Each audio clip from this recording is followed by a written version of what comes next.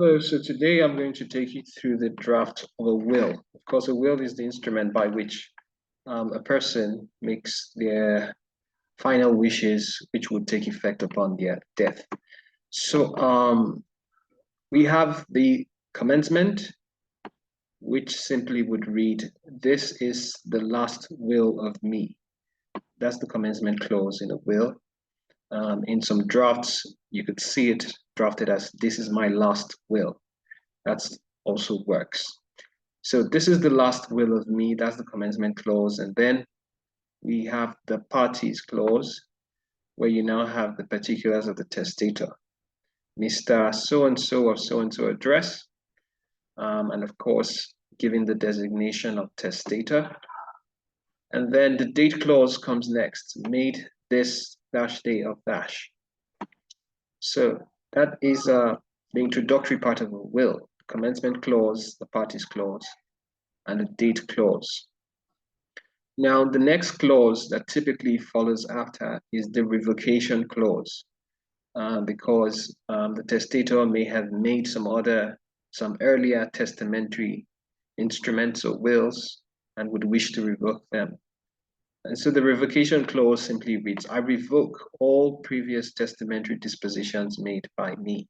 That's the revocation clause. And then the next clause that typically follows is the appointment clause, the clause by which the testator would appoint the executors of his will. I appoint so-and-so of so-and-so address and so to be executors of my will. That's the execution clause. And the next clause you see here is the charging clause, the clause which would provide for how the executors or administrators of the estate are to be paid. And it reads, "I declare that my executors or any professional or person engaged in proving my will and administering the estate may charge reasonable fees for their services."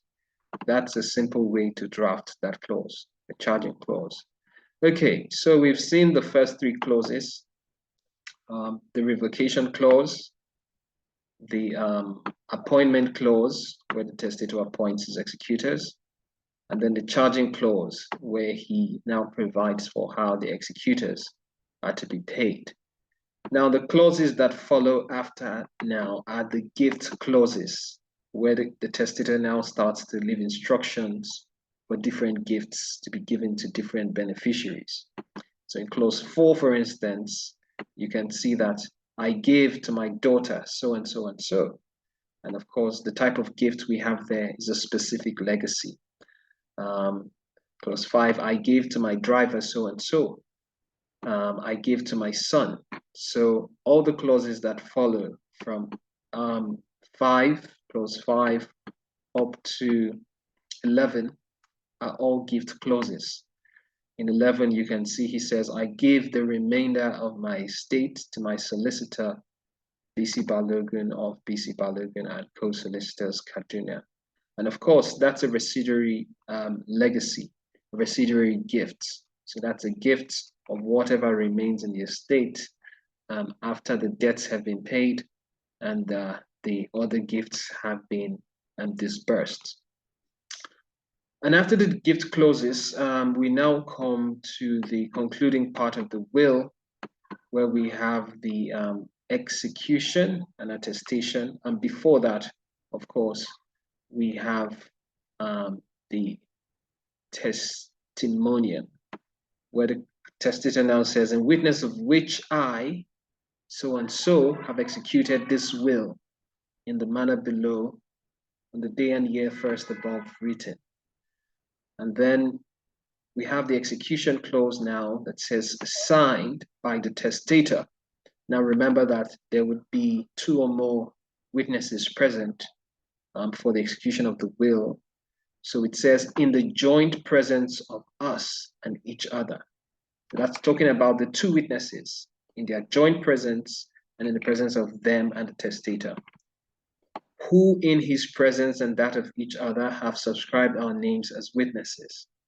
So that's the execution clause, signed by the testator in the joint presence of us and each other, who in his presence and that of each other have subscribed our names as witnesses.